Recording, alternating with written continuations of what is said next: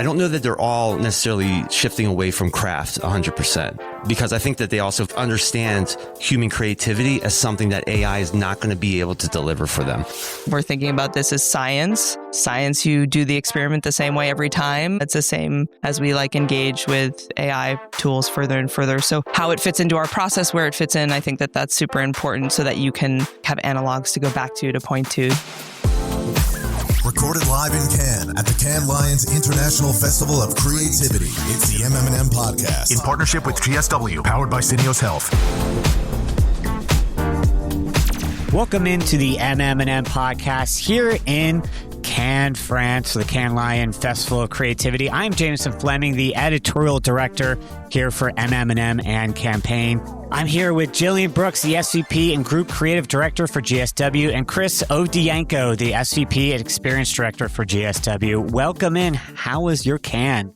Mine was outstanding. Jillian? Yeah, absolutely fantastic. Really great week. Lots to think about. Fantastic. So we're going to break down what you all thought of this week and what healthcare marketers should take away from the results here in Cannes. So let's start with the big picture. What's been your overall impression of Cannes Lion this year? Were there any themes or conversations that you felt like dominated your time here? Well, it was my first time at Cannes, but I definitely picked up on a couple themes. Two big ones around AI, and interestingly, they're in complete contradiction to each other. So on the one hand, there was a marked shift away from AI, especially in the craft categories, where it became much more about human expression and the humanity that you bring to something through your craft that has nothing to do with AI. Then paradoxically, there was also a theme about using AI to accelerate production. This was coming more from, I'd say, the CMO side of things. And they were looking at it as a way that they're able to take the superpowers that agencies have and then some of their own internal capabilities and marry the best of those two things together to get work done and come out with a stronger piece. Jillian, anything you want to add to that? Chris kind of nailed it. I fell a lot into the CMO conversation as well. And, just really tried to apply what they were saying to what we do every day, what's kind of driving the work. And it absolutely the same themes, like more, faster.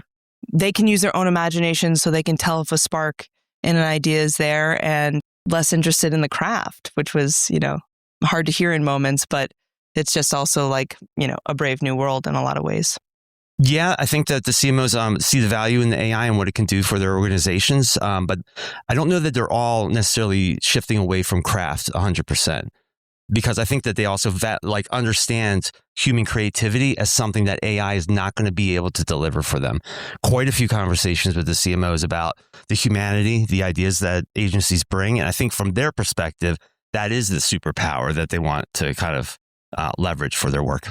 I think something I often hear is health is culture. Now, everybody is a health brand. So when you think about Cannes has always been a reflection of where culture and creativity are heading. What signals do you think healthcare and pharma marketers should be paying closest attention to right now? Signals, it's interesting. I caught a conversation earlier with Alex Cooper, who runs Unwell, which is like a wellness media company. And it was interesting to think about the way in which health is so a part of all of our individual lives, and the way we engage with pharma brands is no different. And so, and some of the signals, it was like, how can AI, speed up process? Where can it be applied in the right ways? But also what's at the center of that human, that story.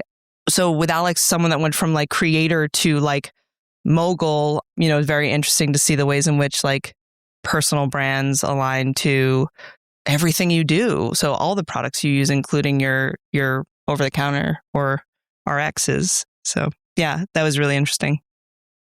All right. So were there any activations, brand experiences, or campaigns at Cannes that really stood out to you, even outside of healthcare? What made them resonate? Yeah, so I just was telling Chris this in kind of a silly way. I had the marketers or creatives dream in that when you conceptualize an experience, you hope what's the ideal experience for the visitor. And it was mine. I just stumbled upon the Reddit deli right when the door opened. I was ushered right to the front of the line and did the whole experience exactly as a person designed it. And that was really sweet and special to kind of have that be a moment and, thinking about it as like set design, like that tactile experience, how important that is. That's another signal and theme, right? Is like how important those in-person moments are now that we're also like digital. And so, yeah, the Reddit deli was like primo what the marketer planned experience. I didn't go to as many of those as Jillian did, but the one that's on my list to check out is the crossover with Adobe and L'Oreal. I was walking by, saw it, but then I wanted to get in and get focused on the work. So that's where I was spending a lot of my time, but that one's high on my list to take a look at. Yeah, two good picks. The Reddit deli is a brilliant idea from them. They've done some different things in the past, but I thought that was a nice update to what they were doing in the Palais this year. So we're seeing more pressure on brands to create emotional connection and cultural relevance. How are marketers balancing innovation with authenticity and trust? There was quite a bit of that. I think it comes down to the brands having the right to talk about things. So the sunburned car was a natural example of that one. I thought that was a brilliant piece of work where the car, all of the upholstery was getting sunburned. And for the company there, it just kind of made sense that they would tackle it that way. So I think like that authenticity question is like an interesting one, because if you don't kind of have like a natural in to talk about something, it maybe doesn't feel completely authentic. But most of the stuff there that had that element to it certainly did. Exactly right. I'd say real stories, like that seems to be at the center of the work I saw that I was, most, driven by or like inspired by. And yeah, it seems like a core too to the conversation around signals with AI, like those real human moments are really important more and more. And everyone's placing value in that, which feels really right. So yeah, the real stories is really great. And then I'll also just share a really sad thing that I'm taking back is I was part of a talk where there was a moment where everyone was like, authenticity, no more. Like we're moving, do not say that word. And I was like, oh no. But I think it is real in that there is something more about the depth below that, like the rawness and the realness. So authenticity goes the way of empathy or, and all the others. It feels very sad, but that hit me a couple days ago in a talk. I sat in on a session that was with Wyden & Kennedy and Eli Lilly, and it was all about being honest with what the company was, what it stood for, what it's doing. And then they were making the points about proving it, not just saying it. So, making sure that access was opened up for insulins, but it filtered into the work itself, into the creative decisions that were made. And so I think like that, to me, was a great example of authenticity because they had the right to talk about it. And the way they approached it wasn't just going to be lip service. It was real. Let's go a little deeper on some healthcare marketing. Health brands obviously operate within heavy regulatory constraints. They have a box that they've got to stay in. Did you see examples at Cannes that challenge the traditional way that pharma approaches its storytelling or engagement?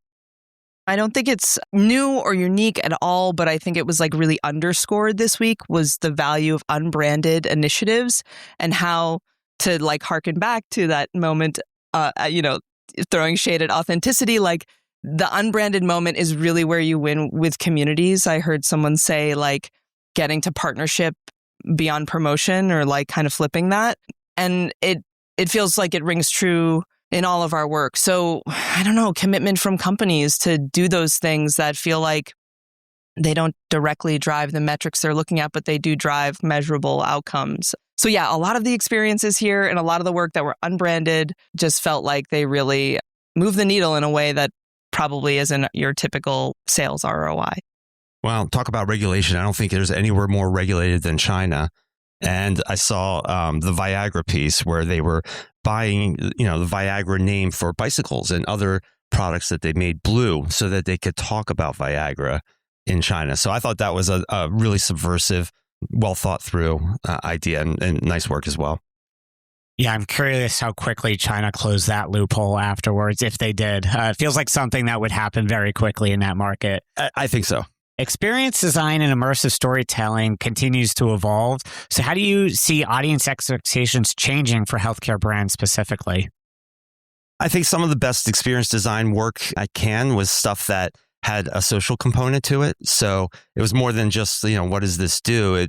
it had another layer, another factor to it. So I'm specifically thinking about the Welcome Back Paisano campaign that Tecate did, where they were welcoming back deported Mexicans into the country and giving them jobs that were actually needed as well. I thought that was pretty brilliant. The other one that I liked, I forget the company, but it was one of those point of sale devices where you put, you're paying for something and you put your credit card information into it. They developed a way to put in an SOS, so you don't have to make a phone call, nothing like that. Like you could just use the terminal, type in, the SOS code, and then the cards get shut down. And they were specifically going at after areas where crime is high. So they did the research, looked into it, and enabled that feature on their devices. So maybe not your traditional marketing, but I think it was a service that is going to be helpful to a lot of people and just a brilliant use of their device.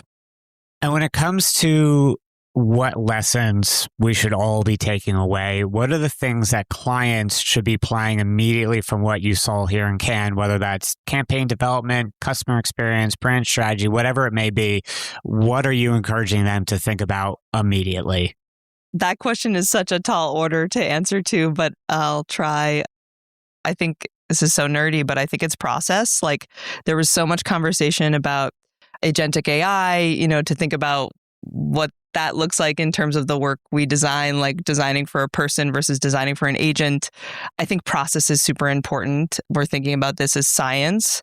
Science, you do the experiment the same way every time. It's the same as we engage with AI tools further and further. So how it fits into our process, where it fits in, I think that's super important so that you can, again, have analogs to go back to point to. So that was a big takeaway for me, instilling that process. And, I feel like it's something clients would appreciate too, because they're wanting to engage with these tools more and more for efficiency's sake, for proof of concept sake. And I think we can find a happy medium for sure. Yeah, I 100% agree. My takeaways would be to take risks. I'm thinking about the Relax Your Tight End Super Bowl campaign. That's a taboo. Men don't like talking about that. And they just went head on right into it, which I thought was a really interesting way to go about things. And then the second thing is an unreasonable devotion to what you're trying to do. So many of the pieces, I'm thinking of the DeLonghi coffee shop. The coffee shop machine was made into a coffee shop, and the model making, like I said, unreasonable devotion to that, where they really went the extra mile. They even sent Cannes a functioning coffee shop coffee maker that looked like a coffee shop, but was a coffee maker. It wasn't just a sheath that went on it. They actually modeled it and made sure that it was going to work, but it was integrated into how it was built. Also, I think it's Deku whiskey, where they did hundreds to thousands of watercolor pieces to get it just right. To create a brand visual language out of that stood for all the aspects of what it's like to have a great whiskey, and combine that to become their brand language. I thought that was incredible as well. One of the things I found interesting this year was the pharma jury chair talked about how pharma seems to be improving as a category. It's on the verge of a breakout. And then they only gave out 7 lions this year in the category. So it sort of felt contradictory. So when you think about what's going to define award-winning work in the future and truly effective healthcare marketing over the next few years, what makes up award-winning work that gets that number up from 7 to 10 to 15 and represents this category a little more broadly and bolder? Okay, Chris, I'm going to steal from something you said earlier, so I'm so sorry if I'm taking your bullet points.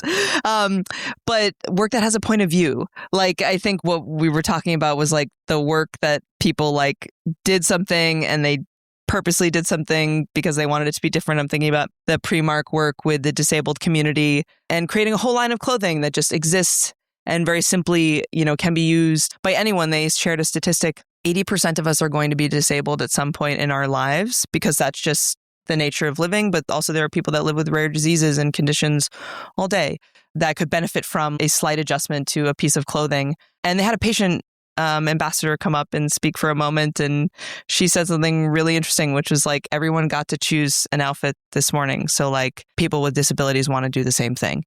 So yeah, that really chose a point of view. They really went for it. And, how many fashion brands are investing in a line specifically for what feels like a small population of people or something, people don't want to address head on because they feel uncomfortable about the topic. So work that took a point of view, I think, definitely feels like that's the future. And then metrics, outcomes, analogs, things like that, like the data seems to matter. And so, I think making sure you have those and you have the KPIs sort of checked off is really critical too. So a little bit of both ends of the spectrum.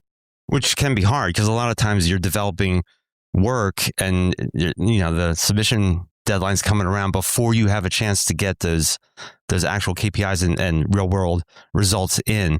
But I think, if possible, it just needs to be planned into it so that it is there, because then it not just proves that, it's interesting work, but that it's effective work.